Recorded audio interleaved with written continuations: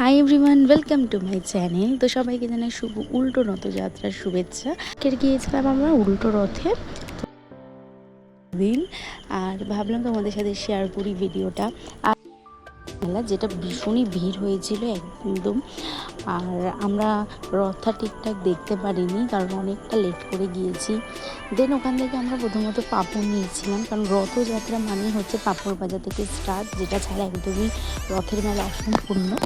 যেহেতু সোজা রথে বেরানো হয়নি, তাই কোনো রকম ভিডিও আপলোড করা হয়নি।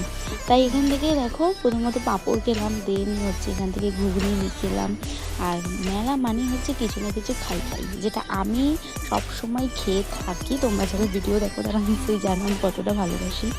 আর তারপর এখান থেকে খাজা নিবি, যেটা আমার খুবই খুবই পছন্দের একটা জিনিস। তারপর আমরা বাড়ির দিকে যাচ্ছি। আর গাছ নেওয়ার ইচ্ছা ছিল, প্রতি বছরই আমি গাছ নিই, তোমরা তাই গাছ দেখলে আমার খুবই নিতে ইচ্ছা করে, কিন্তু এই বছর আর গাছটা নিইনি, কারণ খুব একটা সময় দিতে পারি না, কারণ গাছ নিতে গেলে তো একটু তো যত্নআত্তি করতে হবে, তাই না?